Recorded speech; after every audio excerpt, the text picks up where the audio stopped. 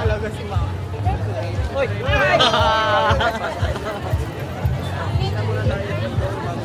Ay, sorry.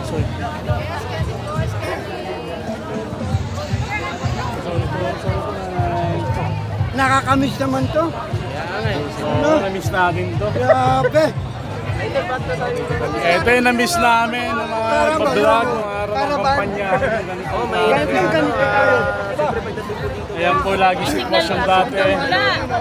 Mark, meron. Wala ka na rin. Mamaya. Hindi ako nakaano. Pinatay ko muna. Dito tayo. Dito tayo. Saan tayo? Dito. Ah, babae. Babae sa kabila. Di ba? Hindi ba sa kabila? Mawala. Mga pinabait dyan. Oh, Jer, di ka babae. Dito po lalaki. Lalaki. Bahan, dito babae. Bahan. Hello, Sula. Hello, mother.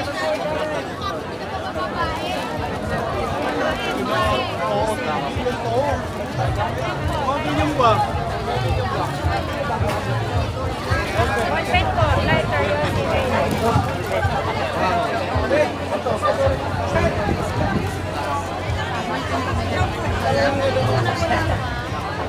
Entrance. Wallpen po. Wala.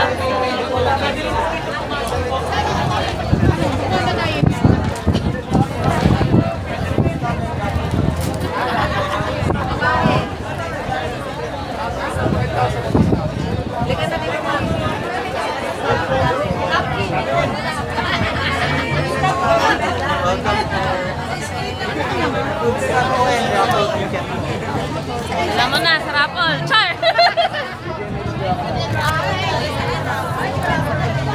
Ano sila? Sabay-sabay nila. Ay, alam nila sa Rapol, ha? Hindi po yun. So, ito yung entrance. And then, may report po tayo. Papakita tara naman pa ko. Napakikabalita. Kaya nga eh. Asan na kayo?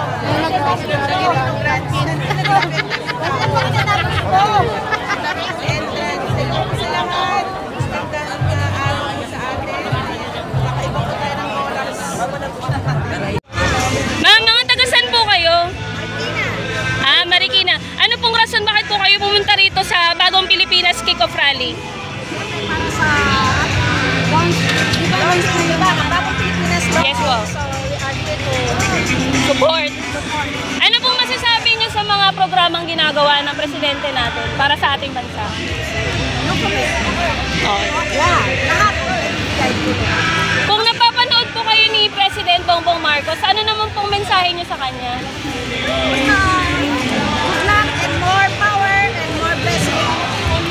Maraming salamat po. So yan na, tagasan po kayo. Hindi ka patasan. Taga Riverside ako. Bakit po kayo pumunta sa Bagong Pilipinas Kick-Off Rally?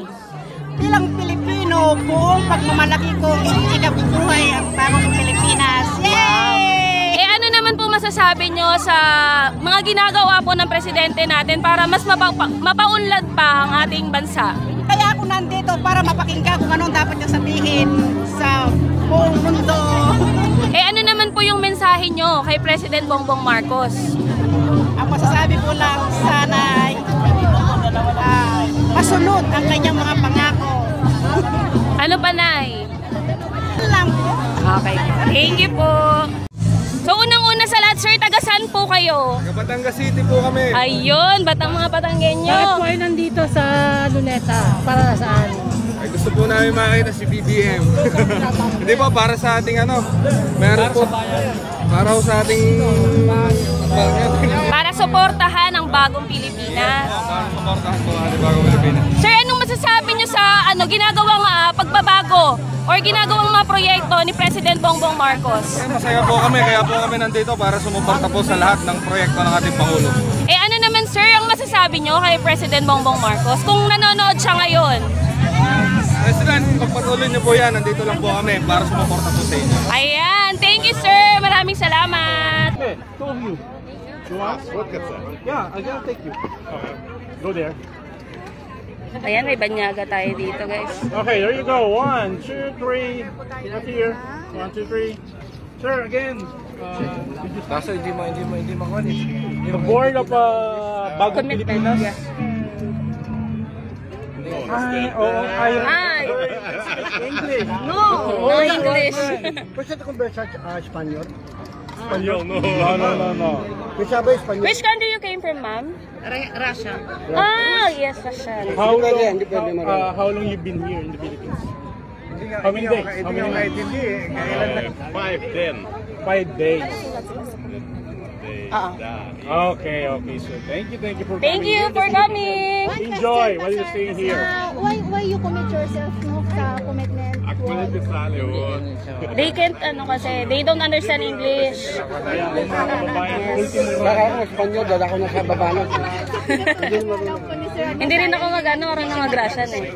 You don't, kayo ka nag- Ah, yes, ma'am. Yes. no English. Ruski. In your own language, sir. In your own language, what can you say about No understand. Hindi pa yata. words? Thank you so much. Po ang masasabi mo man sa mga ginagawang magagandang programa ng ating Pangulo? Nawa po patuloy pa rin po nating supportan at maganda po yung mga programa ng ating Pangulo na makakatulong po sa ikakaganda at ikakaunlad ng ating bagong Pilipinas. Okay. Last na ma'am. Pangalan po? I'm Anzu Pia Tiestalor, but you can call me Azay from Malabon City. Okay, ito. Anong masasabi mo sa mga kapwa? Ilan taon ka na? 19. 19. Okay, still. Bata pa rin. Yes, I'm Baka gusto mo i-encourage sa mga kabataan natin din. Nakasing edad mo, miss. Mamulat na po tayo sa katotohanan at huwag po tayo maniniwala sa mga fake news. Matuto rin po tayo. Yun, ang Ano naman galing-galing po na. masasabi nyo kay President Bongbong Marcos? Mensahe nyo po. Bilang kabataan ko, napaabot ko po yung taos puso na pasasalamat at pagmamahal ko sa kanya. I am solid supporter of BBM Marcos and Marcos Family. Thank you Yun, so much. salamat. Para sa kanilang mga pamilya. Ang bagong Pilipino ay hindi nagsasayang ng kanin. Ang bagong Pilipino ay tumatangkilik sa ani ng magsasakang Pilipino. Ang bagong Pilipino ay nagbibigay ng importansya sa edukasyon. Kasi sa ating pagkakatiwalaan. Ito ay malasakit sa kapwa. May malasakit sa kapaligiran. Madiskartehan na paraan. Ang bagong Pilipino ay hindi kinakaya na siya ay Pilipino. Ang bagong Pilipino po ay maswai sa pera. Ang bagong Pilipino ay kaisa sa pagkakaroon ng maayos sa tahanan. Ang bagong Pilipino ay bumibili ng produktong Pinoy. Ang bagong Pilipino ay panig sa kapayapaan. Hindi lang kahit anumang kasarian. Ay tumutugon sa hamon ng nagbabagong klima. Ang bagong Pilipino ay tinatangkilik ang gawang agam at teknolohiya. Ang bagong Pilipino ay may pananampalataya sa Diyos at may tiwala sa kanyang kapwa-tao. May alam sa mental health at advocacies. Ang bagong Pilipino ay pinagmamalaki ang likas na ganda ng Pilipinas. Ang bagong Pilipino marunong sumunod sa batas traffic. Ang bagong Pilipino ay handa sa paggamit ng makabagong sasakyan. Ang bago na Pilipino anda mo serbisyo sa katawan para sa katungod o gustisya ng tanan. Ang bagong Pilipino ay pinag-aaralan kung paano ipupundo ang savings. Ang bagong Pilipino ay sumusunod sa batas.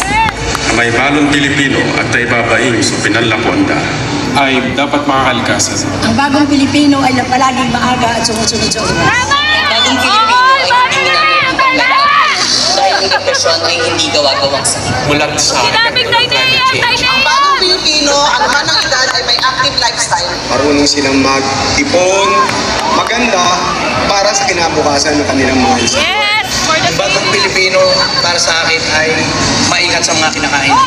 Sinabatin ko na Pilipino in magkakadlo sa ukit mo kapamagay sa lugar kapya na dalpa. Ang bagong Pilipino ay ang mga taong mas edukado, mas alam natin kung ano ang ating mga pinaglalaban. Ang bagong Pilipino ay marunong kumilatis ng tunay na kwento at hindi naniniwala sa chismis. Pilipino ay may pangarap sa kapwa niya. Ang bagong Pilipino ay maalaga sa sarili at kumakain ng tao. Ay laging handa sa pagbabago, tumutugon sa lahat ng hamon, sa lahat ng oras, sa lahat ng panahon.